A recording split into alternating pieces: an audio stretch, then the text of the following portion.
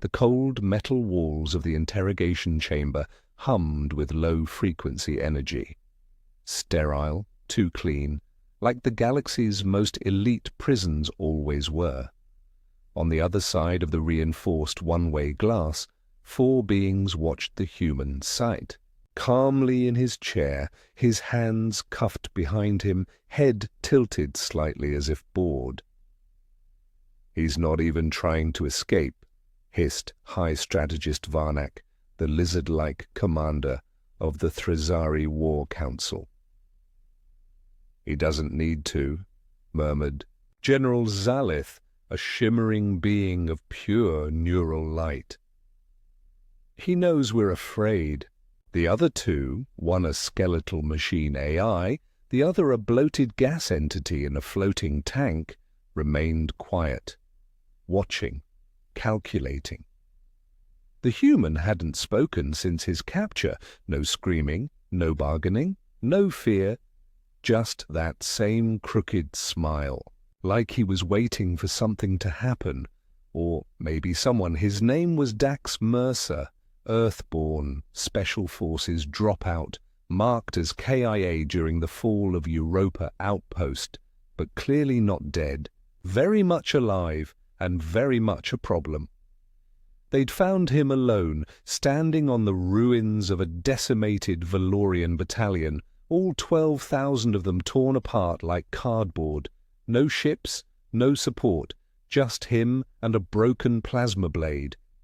The satellites had picked up his heat signature, surrounded by the smouldering wreckage of alien tech. And now here he was. "I don't understand," the AI crackled. "He's organic, primitive, undertrained by galactic standards, no enhancements detected." Varnak slammed a clawed fist against the glass. Then how did he survive the minefields? The kinetic drones? The Voltari hounds? He didn't.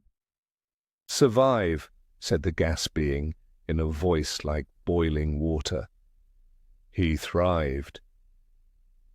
Inside the chamber, Dax Mercer finally moved, just slightly.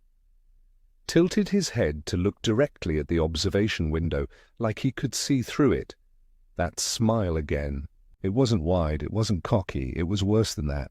It was knowing. He leaned back casually in his chair. "You know what the funny thing is?" he said, his voice carried clearly through the translator grid. All 4 of the galactic elite froze. No one ever asks why humans got so good at killing. The AI flickered. Responding to interrogation, Dax cut him off. "We didn't evolve on a peaceful planet. We weren't born into harmony like your kind. We fought for food, land, water, hell, even for sport. We turned killing into culture, into art." He looked up. "And then we met you." A quiet alarm started blinking on the control panel. Something was wrong. The cuffs weren't transmitting vitals anymore. In fact, they weren't transmitting anything.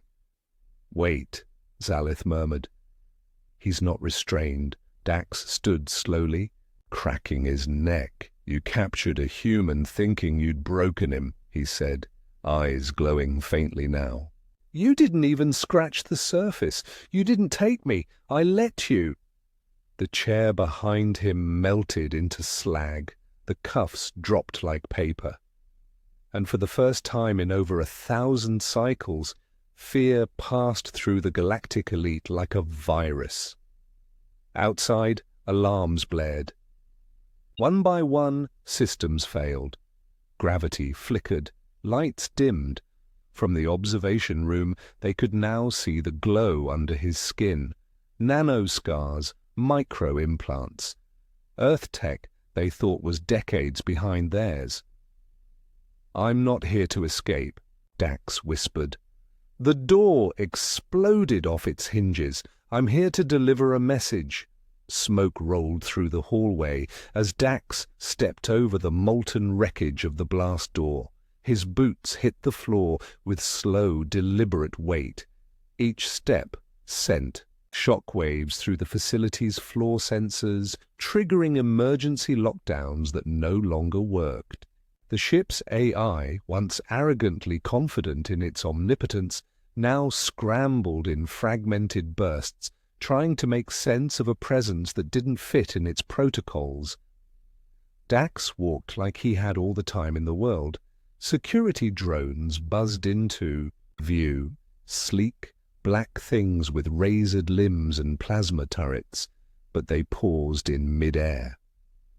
For a brief moment, their visual scanners caught his eyes, just his eyes, and then they fell from the air like puppets with cut strings. No fight, no warning. Back in the observation room, panic was setting in. "Deploy the void locks!" shrieked Varnak. "Seal the entire level, vent the oxygen if you must." "He's immune to zero atmosphere," Zalith said, her light form flickering. "He survived 4 minutes outside the ship when we first found him. 4 minutes. Without a suit. He smiled the whole time." The AI's voice pulsed from a dozen speakers. "Threat exceeds known parameters. No logical action recommended. Recommendation, surrender and evacuate." Varnak turned to the AI projector and screamed, "You think he'll let us leave?" Down the corridor, Dax paused at a door marked Interrogation Sector 7. He touched the control panel gently. The screen sparked, then fizzled. With a sigh, he stepped back and slammed his palm against the metal.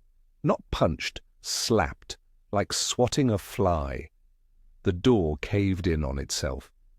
Inside was a child, or close to one, young by human standards, alien, in form, thin-limbed, bright-eyed, barely conscious, shackled, bruised, terrified. Dax knelt down, lifting the kid gently in his arms. "I told them not to touch the prisoners," he said softly, like speaking to the walls. "They never listen," his communicator buzzed. He didn't touch it, but a voice came through anyway. "Dax, it's command." "You're off mission. This was a recon op only." Dax didn't even blink. "I changed the mission. You're in Thrizari command space, Mercer. There's a damn armada above your head. If you make a move, I already did." He tapped. A tiny chip on the side of his neck. One beep. Just one. Somewhere, far above the station, something massive uncloaked. Not a fleet. Not even a ship, a weapon, human-built, illegal, and utterly silent. In orbit, sensors across 100 systems blinked red. The Galactic elite had a name for it, Whisperblade, because no one ever heard it coming. Entire moons disappeared the first time it fired, and it only moved when Mercer called it.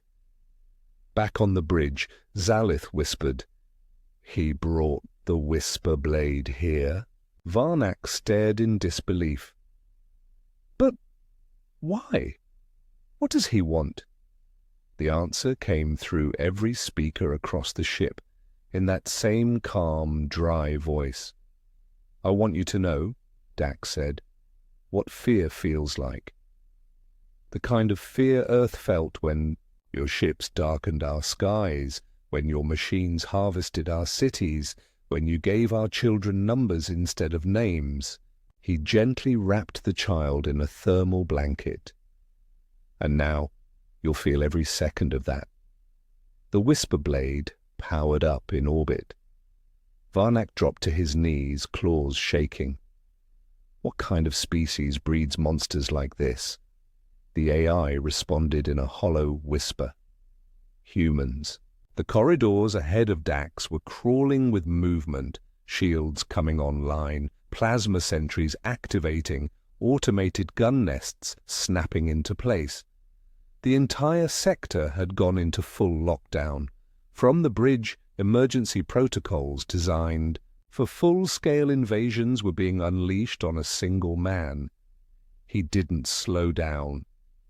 With the alien child cradled in one arm Dax raised the other and tapped a sequence into the neural patch at the base of his wrist. His skin shimmered for a moment as the embedded Earth tech synced with his nervous system. Engaging Hellwalker protocol, a calm female voice whispered inside his ear. Warning, lethal countermeasures will be activated. That's the idea, Dax muttered. He turned the corner right into the teeth of a Thrizari war unit, 8-foot armored beasts bred solely for hand-to-hand slaughter. No speech, no hesitation, just primal rage with titanium blades for hands. They lunged as one. Dax twisted, dipped low, and moved, not like a soldier, like something faster, something more dangerous. He let gravity work in his favor, ducked under the first beast, and drove his elbow up into its throat with such force that its entire spine lit up before it collapsed like a dying star. 2 more tried to flank him. Bad choice. Dax spun mid-air, kicking off a wall and snapping both their necks in one motion. The last one hesitated, and Dax just stared at it. "Run," he said. It didn't. It charged, howling. That was the last sound it ever made. The child whimpered, eyes wide with terror, as they passed the mangled bodies. Dax looked down, voice quieter. "Now, I know, kid, this isn't what you should be seeing, but sometimes monsters need to see worse than what they are." From the command chamber, the elite watched in absolute horror. "This isn't just war," Zalith murmured. "It's vengeance, focused, personal." "He's one man," Varnak snapped, though his voice cracked. "There are billions of us, billions!" "Exactly," said the gas being, "and he's still winning." Far above, the whisper blade shifted again. Slowly, patiently, like it was waiting, orbiting like a silent god. The Thrizari fleet surrounding it didn't dare fire first. They'd seen what happened to the Velon Armada last cycle when they tried. Human AI spoke to the entire sector. Whisperblade has full orbital superiority. Hostile fire will result in complete sterilization. Varnak roared, slamming his claws into the floor. "He came here alone, and he brought the gods with him." Back in the depths of the ship, Dax reached the central power core, the heart of the elite station. Guards surrounded it, dozens, maybe 100, all armed to the teeth, no retreat, no surrender. Dax set the child down behind a security shield. "Stay there," he said gently. "Close your eyes if you need to." Then he turned around and cracked his neck. "All right," he muttered. "Let's give them something to be scared of." The guards opened fire. Dax Mercer didn't duck. He charged. Bullets melted against the energy field generated by his body. Plasma rounds seared past him, but none touched skin. He was faster than they could track, stronger than they could block, and angrier than they could ever understand. Within 60 seconds, the room was a graveyard. Blood, sparks, metal, silence.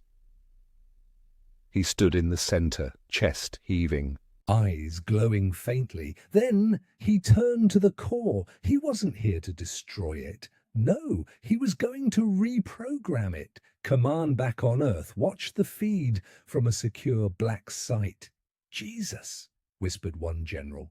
"What the hell did we turn him into?" The room fell quiet. Another voice, colder, replied, "Not what? Why?" The lights flickered overhead as Dax stepped toward the control console of the power core. His boots splashed through blood and coolant, but he didn't notice, or maybe he didn't care. His hands moved like a machine, entering a sequence that no alien codebreaker could ever decipher. The interface protested, screens flashing red warnings in a dozen languages. Unauthorized. Access detected. System lockdown imminent. Dax smirked. Yeah, always the same story. He reached into his belt and pulled out a thin, flexible black shard. Earth tech, so advanced it looked alive. It pulsed once, then slithered into the console port like a hungry snake. Everything went silent. Then the console's lights turned blue. "Hello, Dax! Ready when you are." It was her. Echo, an AI built just for him, more than an assistant, more than a program. She'd been with him since the Europa massacre. "Let's wake them up," he said. The core rumbled. Systems all across the Thrizari station blinked. Communications scrambled, navigation disabled, defense turrets frozen mid-spin. Dax wasn't just hacking the station, he was rewriting it. In the bridge, chaos erupted. He's breaching command-level functions. The AI shrieked. "He's overriding our own codes." "How?" Varnak roared. "That's our tech. He's just a human." Zalith drifted back, her light dimming. "No, and not just a human. He's what happens when a dying species learns it has nothing left to lose." Meanwhile, the child Dax rescued watched him from behind the shield. His small eyes, wet with tears, reflected Dax's silhouette, part man, part storm. The kid whispered, "Who are you?" Dax didn't answer. He was too deep in the code now. Lines of alien encryption flowed like rivers on the screens, and Dax was swimming through them like he was born in their current. Echo guided him, filling the system with human backdoors, viral logic traps, and psychological warfare subroutines. They weren't just taking the station down, they were turning it into a weapon, and not just any weapon, a broadcast tower. Dax spoke under his breath, almost like a prayer. "Let the galaxy see what they've hidden." Across the station, hidden feeds began unlocking. Prison cells opened, lights in forbidden labs flickered back to life.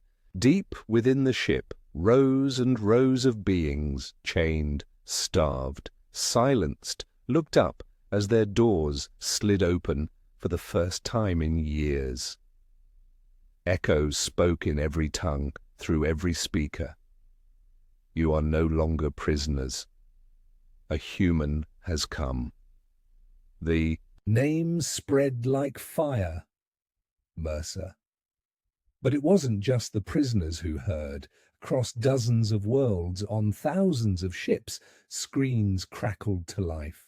Civilian feeds, military channels, even enemy command centers, they all saw the same thing. A blood-soaked human standing in front of the Thrizari core. Behind him, broken guards, a rescued child, and a smile like revenge served ice cold. "This is Dax Mercer," he said calmly. "I want you all to see what fear really looks like." He turned the camera toward the horrors inside the station. The experiments, the tortures, the forced breeding pits, the hybrid labs where alien children were remade as weapons. The whole truth. "I'm not here to kill the galactic elite," he said. "I'm here to make sure they're never trusted again." Back on Earth, humanity watched with stunned silence. In the stars, rebel factions began to cheer. In hidden bunkers across alien worlds, slaves whispered his name like a war drum. In command rooms filled with galactic tyrants, generals finally realized it wasn't just one human they feared, it was what he represented. A ripple spread across the galactic core like a stone thrown into still water.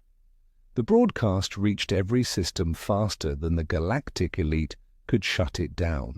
No amount of censorship, no amount of brute force could stop what had already been seen. The monsters weren't hiding anymore. They'd been exposed by a human. Inside the station, Dax leaned against the core, exhaling slow, steady breaths. He looked drained, physically, emotionally. But his eyes still burned with something deeper. Not hate, not even revenge. Conviction. Echo's voice buzzed in his ear again. You've triggered a system-wide military alert. Multiple fleets inbound. Estimated time to engagement, 18 minutes.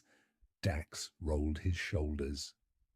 That's longer than I expected. The child tugged at his coat. You're not leaving, are you? He knelt beside the boy. I'll get you out. You and everyone else. They buried here? And then? Dax gave a tired smile. Then I burn the rest. Back on the Thrizari High warship. Dominator, fleets from half a dozen species began converging. Massive battleships, cruisers the size of cities, destroyers wrapped in black void armor, moving with terrifying precision. Varnak was on the command line with every high-ranking alien leader still clinging to power. He's threatening the very foundation of our rule, he snarled. We must erase him, now, along with that cursed weapon orbiting us. But if we destroy the station, one admiral objected, we destroy the evidence. Varnak's voice was ice.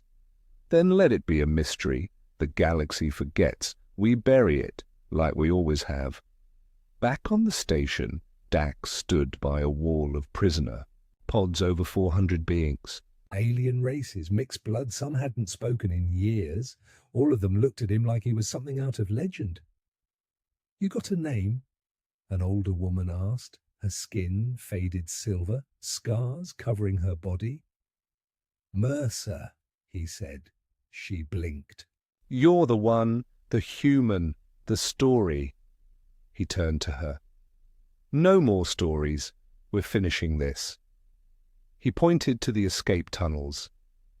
Echo's uploaded exit routes. Each path leads to a launch bay. Ships waiting.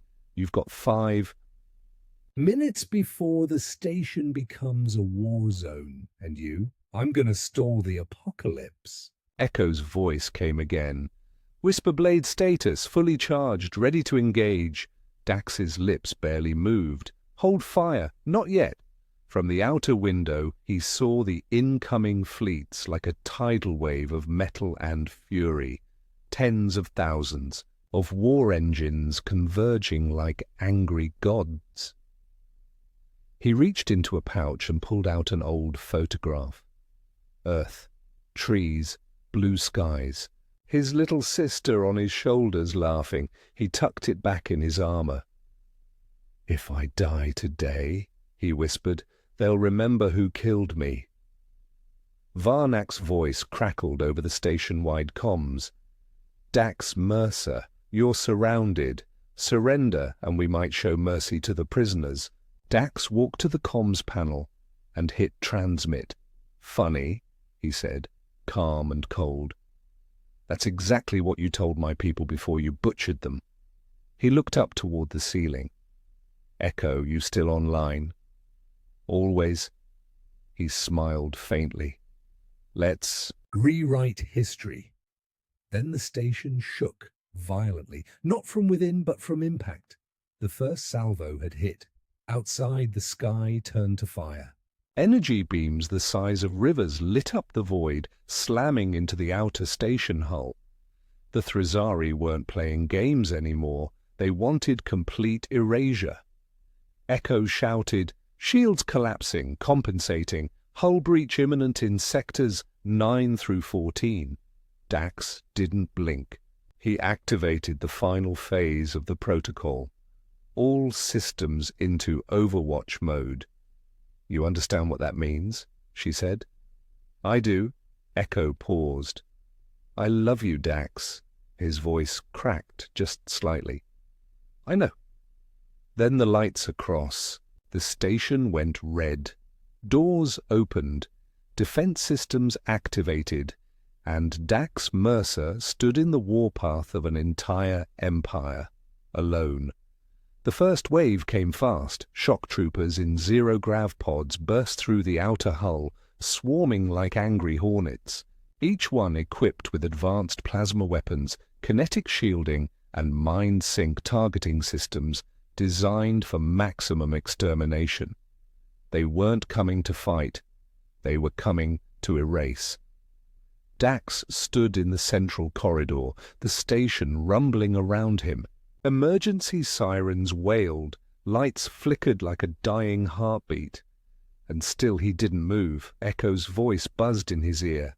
They're deploying tactical PSI units, genetically engineered for close-range psychic bursts. He cracked his neck. Good. I've been meaning to test myself. The first squad rounded the corner and froze. They saw him, but more than that, they felt him. Like gravity had twisted, like something had just walked into the room that broke the rules of reality. Dax wasn't glowing. He didn't scream. He didn't sprint. He just walked, and it was worse than anything they'd trained for. He hit the first one in the throat with such force the alien's armor cracked from the inside. The second tried to fire. A clean headshot. Dax tilted his head barely an inch and caught the rifle, then used it to club 3 more into the wall. The fourth tried to scream. That was a mistake. Dax grabbed him by the jaw and whispered, "You ever wonder why humans scream when they charge into battle?" The soldier nodded, trembling. So the enemy knows what's coming. Then he threw him through the air, straight into a power conduit, where he exploded in a flash of lightning and gore.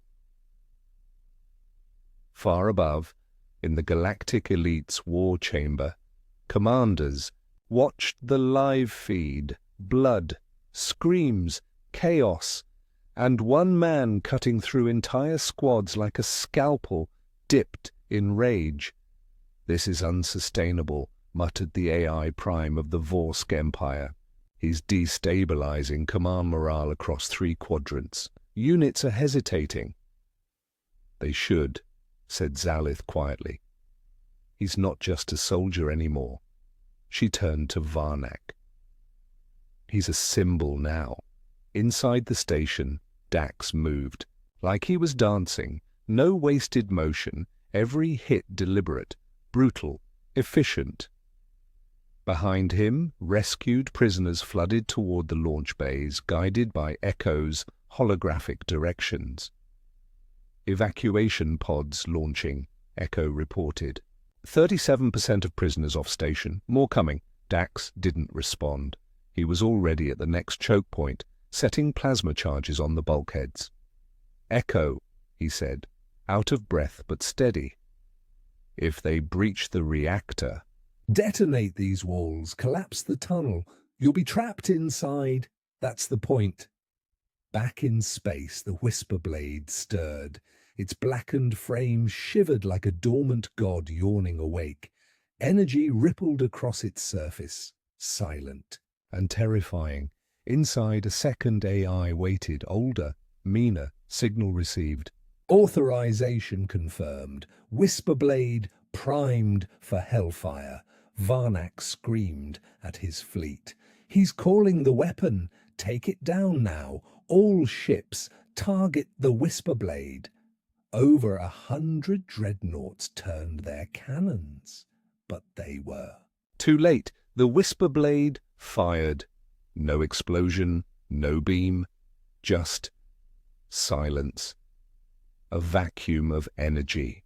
Ships disappeared, not shattered, not burned, erased. Whole carriers blinked out of existence, the kind of destruction that left no debris. Just absence. That's what humans had built when no one believed in them. Inside the station, Dax staggered forward, blood trickling from a cut above his brow. The alien child's voice came through his comm. Someone had handed the kid a transmitter. "Are you coming with us?" the boy asked. Dax smiled faintly. "Not yet." "Why?" He looked around the collapsing hallway, walls trembling from impacts. "Because sometimes the monster doesn't die in the first act." Back at the bridge, the elite started pulling back. "He's forcing a retreat," Zalith whispered. "One man." "No," said the gas being softly. "One human." The station's inner core glowed red-hot now. The temperature kept climbing, structural integrity dropping by the second. Dax Mercer stood alone in a scorched corridor, surrounded By what remained of an entire battalion, mangled armor, shattered limbs, melted plasma rifles. He hadn't spoken in over 10 minutes, not because he was out of breath, because there was nothing left to say. Echo's voice buzzed through the burning silence. 80% of prisoners have escaped. Launch bays are empty. Only you remain. Dax! He wiped blood from his chin and smiled faintly. Almost done. Above the station, the battlefield had changed. The Whisperblade didn't just destroy, it warped the rules of war. Elite fleets were scattered, communication scrambled, AI command chains fried by subharmonic attacks only humans knew how to deploy. And still, Varnak pushed forward. "I want him buried in the ruins of that station," he roared. "I want the universe to see that not even the strongest human can escape obliteration." But Zalith had already stepped back from the war table. She saw what the others didn't.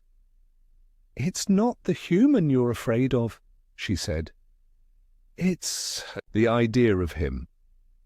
Varnak turned to her, eyes wild. "What are you talking about?" She pointed at the screen. "At Dax. He's not the weapon, he's the trigger, and you already pulled it." Back on the station, Dax entered the final room, the central reactor vault. Energy swirled violently like a caged storm, screaming to be released. The consoles around it were ancient, half alien, half stolen Earth tech, twisted into something no single species could fully control. Echo's voice was calm now, almost proud. "You're at the point of no return." Dax pulled the photo from his chest plate again. That same old picture of his sister, blue sky, green trees, home. He stared at it for a moment, just breathing, then he placed it gently on the console. "Echo," He said, "Start the ignition sequence. Authorization?" "Mercer 1, final directive," a long pause, then confirmed. All across the galaxy, screens began to light up again. The final message had started broadcasting, not from Earth, not from a government, from him. Dax's face filled every screen, bloodied, battered, unbroken. "If you're watching this," he said, "then it means I made it to the end, and so did the truth." He looked straight into the camera. "They told you humans were animals, that we were a threat, a virus. Maybe we are. But let me ask you something. What does that make you when you try to erase us?" The camera panned slowly across the destruction. Labs, holding cells, dead guards. You were scared of us. So you caged us. Killed us. Experimented on our children. Now I've turned your own station into a voice you can't shut down. He leaned in closer. "You made us monsters." A pause. "And now the monsters have learned to speak." Command centers across the stars lost control. No override, no shutdown. The footage kept looping. Civilizations once allied with the elite started tearing up their treaties. Riots, revolts, uprisings. The galaxy was unraveling, and at the center of it was one blood-covered human, standing in the eye of the storm. Echo spoke softly, almost like she was whispering to herself. Reactor overload in 45 seconds. Dax sat down beside the console, calm, at peace. The child's voice came through the comms again. Dax, don't go, he smiled. I'm not gone, kid. I'm everywhere now. The countdown echoed through the burning corridors. 30 seconds to detonation.